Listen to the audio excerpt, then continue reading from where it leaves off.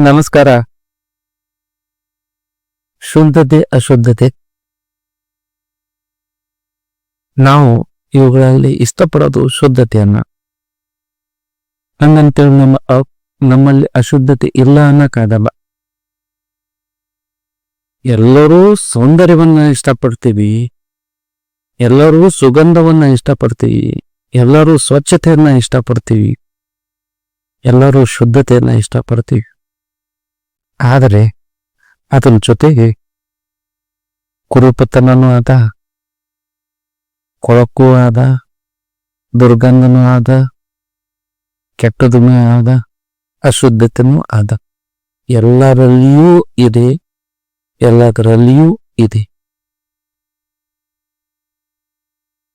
ಆದರೆ ಶುದ್ಧತೆಯನ್ನು ಸಾಧಿಸ್ಬೇಕಾಗ್ತದ. ಶುದ್ಧತೆ ಅನ್ನುವುದು ಸಾಧಿಸ್ಬೇಕಾಗ್ತದೆ. ನಮ್ಮಲ್ಲಿ ಸ್ವಲ್ಪ ಅಶುದ್ಧತೆ ಇರ್ತದ. ರೇಚರ ಇರ್ಬೋದು, ಕಡಿಮೆ ಇರ್ಬೋದು. ಆದ್ರ ಅದನ್ನ ಆದಷ್ಟು ಕಡಿಮೆ ಮಾಡ್ಕೊಂತ ಹೋಗ್ಬೇಕಾಗ್ಯ. ಇಲ್ಲಿ ಒಂದು ಮಜಾ ನೋಡಕ್ ಹೆಂಗದಂದ್ರ, ಎಲ್ಲರಿಗೆ ಕಣ್ಣುಗಳದಾವ, ಎಲ್ಲರೂ ಒಂದೇ ರೀತಿ ಕಣ್ಣುಗಳದಾವ. ಆದರೆ ಎಲ್ಲರ ದೃಷ್ಟಿಕೋನ ಒಂದೇ ರೀತಿ ಇಲ್ಲ, ಎಲ್ಲರ ನೋಟ ಒಂದೇ ರೀತಿ ಇಲ್ಲ. ದೃಶ್ಯನೂ ಒಂದೇ ಅದ, ಕಣ್ಣುಗಳು ಒಂದೇ ಅದ, ಆದ್ರ ನೋಡುವ ನೋಟ ಏನದಲ್ಲ ಬೇರೆ ಬೇರೆ ಆತ. ಅದೇ ಖುಷಿ. ನಮ್ಗ ಈ ಶುದ್ಧತೆ, ಸೌಂದರ್ಯ, ಸುಗಂಧ ಎಲ್ಲವೂ ನಮ್ಮ ಎದುರ ಅದ. ಕೆಲವೊಬ್ರು ಅದರಲ್ಲಿ ಅಶುದ್ಧತೆಯನ್ನು ನೋಡ್ತಾ ಇದಾರೆ, ಕೆಲವೊಬ್ಬರೇ ಅಶುದ್ಧತೆಯನ್ನ ಅಷ್ಟೇ ನೋಡಕತ್ತಾರ, ಕೆಲವರು ಶುದ್ಧವನ್ನ ನೋಡಕತ್ತಾರ. ಅವರವರ ಭಾವಕ್ಕೆ ತಕ್ಕಂತೆ ಅವರವರ ದೃಷ್ಟಿ ಅವ್ರಿಗೆ ಸಿಗ್ತಾ ಇದೆ. ಕೆಲವು ವ್ಯಕ್ತಿಗಳನ್ನ ನಾವು ನೋಡಿದಾಗ ಬಹಳ ಶುದ್ಧರು ಅನ್ನಿಸ್ಬೋದು. ನಮಗೂ ಆಸೆ ಆಗ್ತದೆ, ನಾವು ಕೂಡ ಅವರಷ್ಟು ಶುದ್ಧರಾಗಬೇಕು, ಬಹಳಷ್ಟು ಆಸೆ ಆಗ್ತದೆ. ಸಹಜ ಅದು. ಸುಂದರವಾದಂತ ನೋಡಿದಾಗ ನಾನು ಕೂಡ ಸುಂದರ ಆಗ್ಬೇಕು ಅನ್ನೋದು ಭಾವನೆ ಬಲ್ಲಿ ಉಂಟಾಗ್ತದೆ.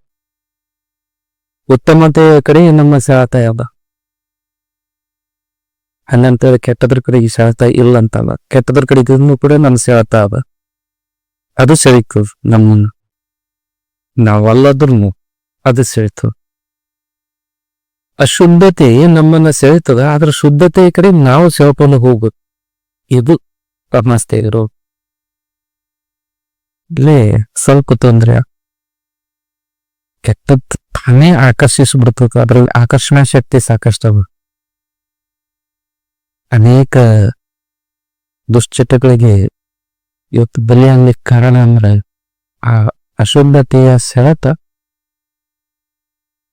ಅಶುದ್ಧತೆಯಲ್ಲಿನ ಸೆಳೆತ, ಅದರಲ್ಲಿನ ಆಕರ್ಷಣೆ. ಸೌಂದರ್ಯದ ಕಡೆಗೆ ನಾವು ಕುಂತ ಹೋಗ್ಬೇಕು, ಶುದ್ಧತೆ ಕಡೆಗೆ ನಾವು ಕುಂತ ಹೋಗ್ಬೇಕು. ಅದು ಸೆಳೆಯೋದಿಲ್ಲ, ಅದು ತಂಪಾರಿ ತಾನೇ ಇತ್ತು. ಶುದ್ಧತೆ ಅಶುದ್ಧತೆ ಸಂದರ್ಭದಲ್ಲಿ ಬೇರೆಯವರಿಂದ ಇವು ಪಡೆದುಕೊಳ್ಳಕ್ ಸಾಧ್ಯನೇ ಇಲ್ಲ. ನಮ್ಮ ಸಾಧನೆಯ ಮೂಲಕ ನಾವು ಅದನ್ನ ಗಳಿಸ್ಬೇಕಾಗ್ತದೆ, ಶುದ್ಧತೆಯನ್ನ ಗಳಿಸ್ಬೇಕಾಗ್ತದೆ, ಪಡ್ಕೊಳ್ಬೇಕಾಗ್ತದೆ. ಯಾರು ಹಿಂಗ್ ತಗೋತ್ ಕೊಡಕ್ಕಾಗಲ್ಲದು. ನಮ್ಮ ಆಂತರ್ಯದಲ್ಲಿನ ಬದಲಾವಣೆಗಳ ಮೂಲಕ ನಾವು ಅದನ್ನ ಸಾಧಿಸ್ಬೇಕಾಗ್ತದೆ. ಎಲ್ಲರೂ ಶುದ್ಧತೆನ ಇಷ್ಟಪಡ್ತೀವಿ, ಆದ್ರೆ ಸಾಧಿಸಕ್ ಇಷ್ಟಪಡ, ಸಾಧನೆ ಮಾಡಕ್ ನಮ್ಗೆ ಕಷ್ಟ ಆಗ್ತವ. ಅದು ನಮಗ್ ಬೇಕಾಗಿಲ್ಲ, ಬರೀ ಫಲ ಅಷ್ಟೇ ಬೇಕು. ತೆಂಗಿನ ಮರ ಬೆಳೆಸಲು ಬೇಕಾಗಿಲ್ಲ, ನಮ್ಗೆ ಎಳೆನೀರು ಬೇಕು ಅಷ್ಟೇ. ತೆಂಗಿನ ಮರ ಬೆಳೆಸೋ ಕಷ್ಟ ನಮಗ್ ಬೇಕೇ ಆಗಿಲ್ಲ. ಸಿಹಿಯಾದ ಎಳೆನೀರು, ಕೊಬ್ಬರಿ ನಮಗ್ ಮಾತ್ರ ಬೇಕು. ಹಂಗ ಅದು ಶುದ್ಧತೆ ನಮಗ್ ಬೇಕಂದ್ರೆ ಸಿಗಲ್ಲ. ಶುದ್ಧತೆ ನಮಗ್ ಬೇಕು ಅಂತಂದ್ರೆ ನಾವು ತೆಂಗಿನ ಮರವನ್ನ ನೆಡಬೇಕು, ಬೆಳೆಸ್ಬೇಕು, ಅದರ ರಕ್ಷಣೆ ಮಾಡಬೇಕು. ಅಂದಾಗ ಮಾತ್ರ ಅದು ಫಲ ನಮ್ಗೆ ನಂತರ ಸಿಗ್ತದೆ. ಸಾಕಷ್ಟು ವರ್ಷ ಅದಕ್ಕಾಗಿ ಕೃಷಿ ಮಾಡಬೇಕಾಗ್ತದೆ, ಅದಕ್ಕಾಗಿ ಕೆಲಸ ಮಾಡಬೇಕಾಗ್ತದೆ. ನಮ್ಮ ಆಂತರ್ಯದ ಶುದ್ಧತೆಗಾಗಿ, ನಮ್ಮ ವ್ಯಕ್ತಿತ್ವ ಶುದ್ಧತೆಗಾಗಿ, ವ್ಯಕ್ತಿತ್ವದ ಸೌಂದರ್ಯಕ್ಕಾಗಿ ನಾವು ನಮ್ಮೊಳಗೆ ನಾವು ಹಂಗೆ ನಿರಂತರವಾಗಿ ಒಂದಿಷ್ಟು ಕೆಲಸ ಮಾಡ್ತಾ ಹೋಗ್ಬೇಕಾಗ್ತದೆ. ಅದ್ರ ಬಗ್ಗೆ ದುಡಿಬೇಕಾಗ್ತದೆ.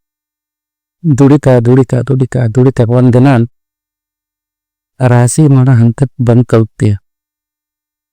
ಆ ಕೃಷಿಯಲ್ಲಿ ತೊಡಗಿಕೊಂಡ ನಂತರ ಕೊನೆಗೊಂದಿನ ಫಸಲನ್ನ ಕತ್ತರಿಸಿ ರಾಶಿ ಮಾಡೋ ಸಂದರ್ಭ ಬಂತು ಅಂದ್ರೆ ಅವಾಗ ನೋಡ್ರೆ ನಮ್ಮ ಚಮಕ್ ಎಲ್ಲ ಕಡೆಗೆ ಗೊತ್ತಾಗ್ತದೆ.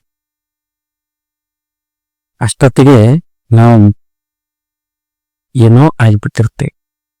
ಯಾರು ಎಷ್ಟು ಗೌರವಿಸಿದ್ರು ಕೂಡ ಅದು ನೆತ್ತಿಗೆ ಇರಲ್ಲ. ಆಗ ಅಷ್ಟು ಶುದ್ಧತೆ ನಮ್ಮಲ್ಲಿ ಮೂಡ್ಕೊಳ್ಬಿಟ್ಟಿರ್ತದ. ಸ್ವತಃ ನಾವು ಗಳಿಸ್ಬೇಕಾಗ್ತದೆ. ಯಾರಿಂದಲೂ ಹಿಂಗ್ ಕೊಡಕ್ಕಾಗಲ್ಲ ಅದು. ಆ ಕಾರಣಕ್ಕಾಗಿ ನಮ್ಮಲ್ಲಿರ್ತಕ್ಕಂಥ ಅಶುದ್ಧತೆಯನ್ನು ನಾವು ಮೊದಲು ಗುರುತಿಸ್ಬೇಕಾಗ್ತದೆ. ಶುದ್ಧತೆ ಕಡೆಗೆ ನಾವು ಸಾಗುವ ಒಂದನೇ ಹೆಜ್ಜೆ ಅಂದ್ರೆ ಏನಂದ್ರೆ ನಮ್ಮಲ್ಲಿರ್ತಕ್ಕಂಥ ಕೊರತೆಗಳನ್ನ, ಲೋಪದೋಷಗಳನ್ನ ನಾವು ಗುರ್ತಿಸ್ಬೇಕಾಗ್ತದೆ. ಮತ್ತು ಒಮ್ಮಲಿಗೂ ಓಸು ಗುರ್ತಿಸಿ ನಾ ಇಷ್ಟು ಕೆಟ್ಟ ಕುಂದ್ರದ್ನು ಉಪಯೋಗಿಲ್ಲ. ಒಂದೊಂದು ಗುರ್ತಿಸ್ಬೇಕು, ಒಂದೊಂದು ಸುಧಾರಣೆ ಮಾಡ್ಕೊಂತ ಹೋಗ್ಬೇಕು. ಒಂದೊಂದು ದೋಷಗಳನ್ನ ಗುರ್ತಿಸಿ ಒಂದೊಂದು ದೋಷಗಳನ್ನ ಪಾರಾಡ್ತಾ ಹೋದೇವಂತಂದ್ರ ದೋಷಗಳು ಕಡಿಮೆ ಆಗ್ತಾ ಹೋಗ್ತಾವ, ಅಶುದ್ಧತೆಗಳು ಹೆಂಗ್ ಕಡಿಮೆ ಆಗ್ತಾವ, ನಮ್ಗೆ ಶುದ್ಧತೆ ಹೆಚ್ಚಿಗೆ ಹಾಕೋಂತ ಹೋಗ್ತಾವ. ಇದು ಕಡಿಮೆ ಬಂದಿದೆ, ಹೆಚ್ಚಿಗೆ ಆಗ್ಲೇಬೇಕು. ಅದು ಹೆಚ್ಚಿಗೆ ಹಾಕೊಂತ ಅಂದ್ರ ಒಂದಿನ ಬರ್ತದ ಪರಿಪೂರ್ಣ ಶುದ್ಧರಾಗಿರ್ತಿ. ಅಶುದ್ಧತೆ ಅನ್ನೋದು ನಮ್ಮಿಂದ ಮಾಯ ಆಗಿರ್ತು, ಪರಿಪೂರ್ಣ ಶುದ್ಧತೆ ನಮಗ ಸಿಗ್ತದ. ನಾವು ಪರಿಪೂರ್ಣ ಶುದ್ಧರಾಗಿ ಪರಿವರ್ತನೆ ಆಗಿಬಿಟ್ಟಿರ್ತಿ. ಅವಾಗ ನಾವಾಗಿರಲ್ಲ, ನಾವು ಬೇರೆನೆ ಆಗಿರ್ತಿ. ಧನ್ಯವಾದಗಳು.